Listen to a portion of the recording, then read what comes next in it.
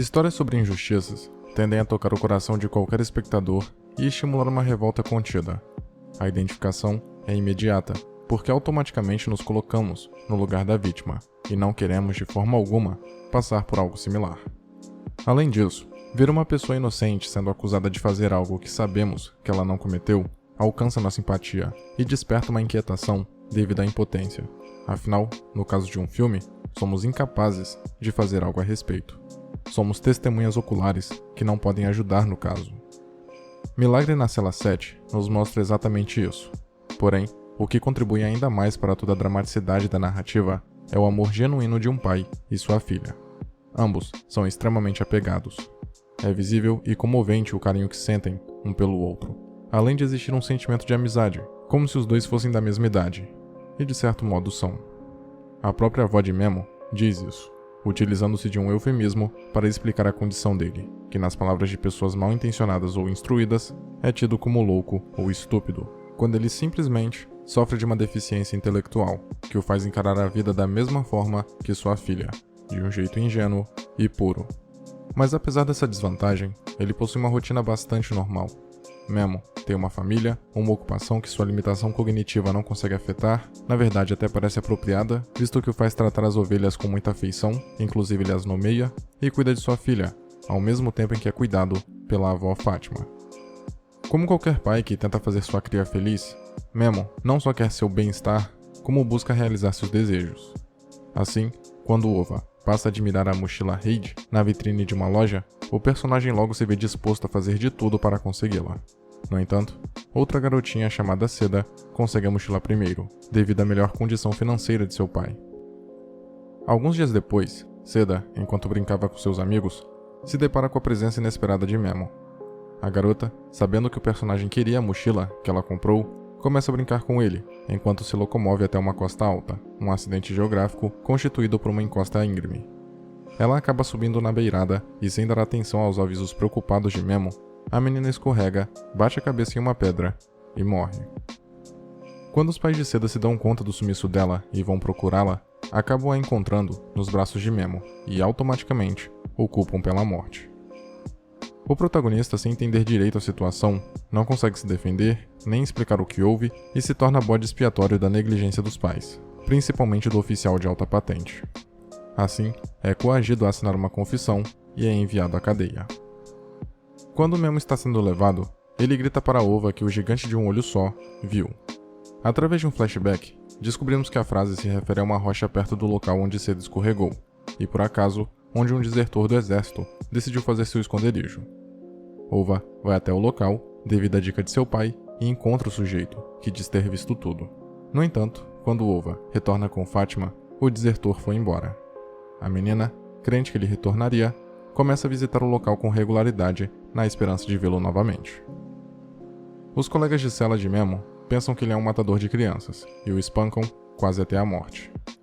O pai de Seda fica irritado com esse episódio, porque ele desejava ver o suposto assassino de sua filha sendo enforcado, como exemplo, e não espancado.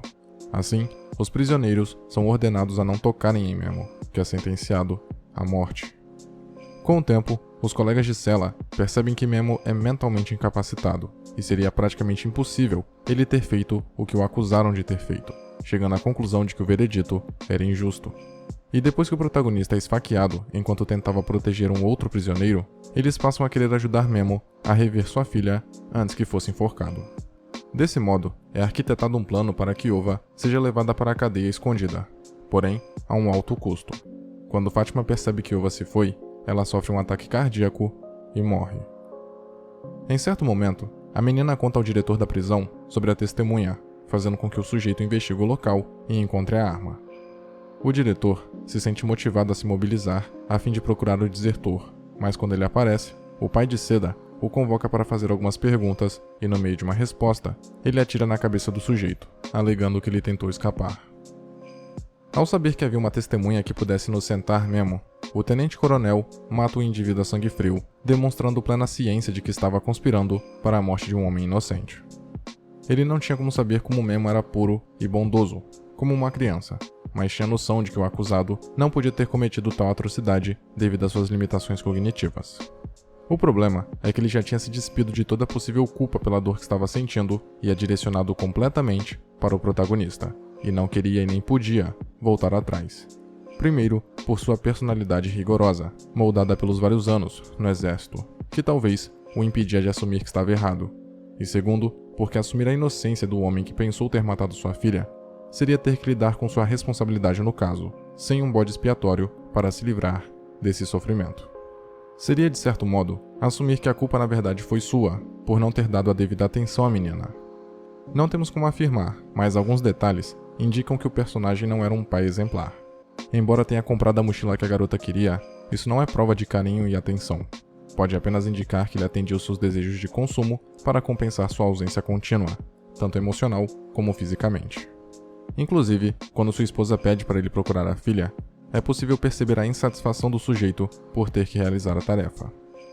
Além do mais, existe uma denúncia que o roteiro implicitamente busca fazer. Através do comportamento autoritário e inflexível do tenente-coronel, percebemos que muitas vezes o poder supera a verdade. Em meio a um enredo focado na relação de pai e filha, há uma mensagem social que explora as complexidades e brechas de sistemas judiciais, que deliberadamente permitem que injustiças sejam cometidas. Para um sujeito humilde, já é difícil se defender de acusações injustas, mas se ainda apresenta distúrbios mentais, as chances do indivíduo conseguir se safar das alegações de um homem rico em uma posição de prestígio, passando por uma situação delicada, a perda da filha, são quase nulas, porque é ele quem tem a capacidade de construir e moldar a narrativa a seu favor. Não é exagero dizer que Memo não entendia direito o que estava acontecendo com ele, tanto que quando o diretor do presídio o ameaça, o protagonista pergunta se pode ir para casa, ou seja, ele não conseguia perceber que estava preso e sendo acusado por algo que não cometeu. De fato, sua mente era de uma criança que só queria perseguir pássaros. Contudo, ele logo se conforma com sua nova realidade, porque apesar dos seus esforços, não tinha o que fazer. Como uma criança, ele acatava a autoridade quase sem questionar, devido ao medo. E mesmo após apanhar diversas vezes, não o vemos gritar de dor ou reclamar, apenas esboçar uma face de incompreensão. Ele age de modo similar a um animal indefeso e evita a proximidade no início, mas não consegue se afastar do seu jeito característico, doce e ingênuo.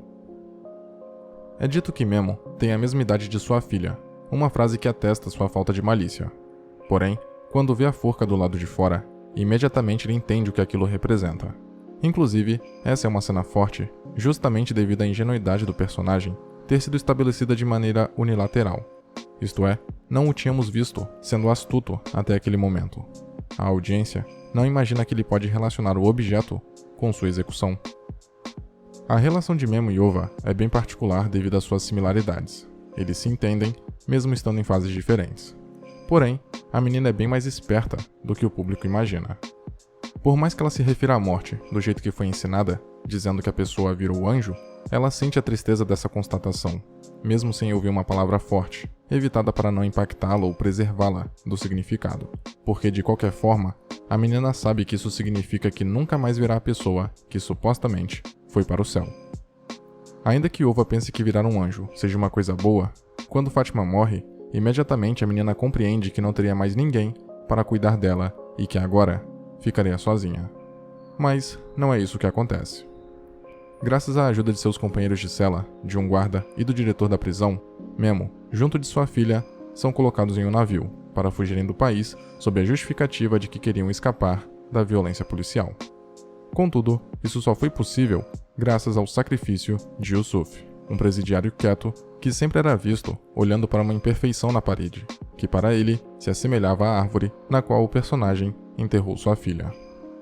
Não sabemos qual foi exatamente seu crime, mas vemos que ele sofre por causa dele todos os dias, chegando a não ver mais sentido em continuar vivo. Assim, quando um outro preso diz que ele deveria ajudar crianças, depois do que fez, o personagem decide se oferecer para morrer no lugar de Memo, garantindo que uma criança crescesse com seu pai e libertando um inocente. Depois do enforcamento de Yusuf, o diretor leva Memo até Ova e a entrega a única lembrança que o prisioneiro deixou para trás, uma cigarreira, dizendo que o homem que enviou isso também enviou o pai da menina. Alguns podem achar, devido às ações de Yusuf, e pelo fato de Ova ter sido a única a também ver a árvore na parede, que este senhor era avô da menina.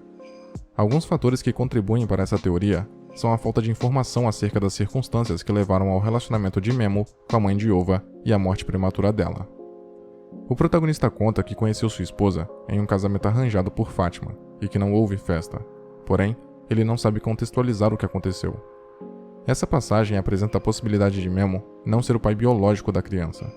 Talvez a mãe de Ova tenha casado grávida e se unido ao protagonista para salvar sua honra, o que Memo não sabia. Seu pai, segundo a hipótese, seria Yusuf, que ao descobrir sobre a gravidez, fruto de sexo antes do casamento, tomado pela raiva, a teria assassinado, mas logo em seguida, se arrependido.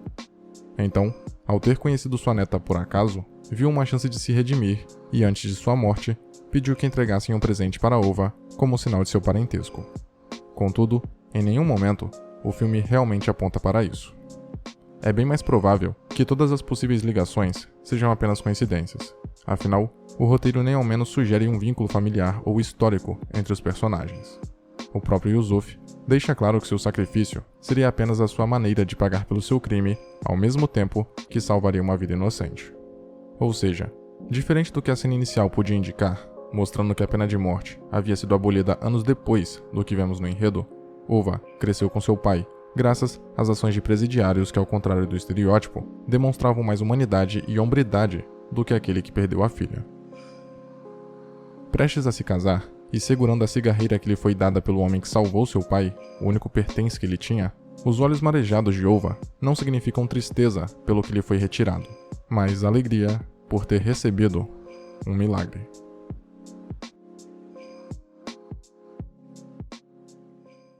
Senhoras e senhores, confiram a campanha de financiamento coletivo do canal e considerem contribuir para mantê-lo vivo, caso possam e queiram, é claro.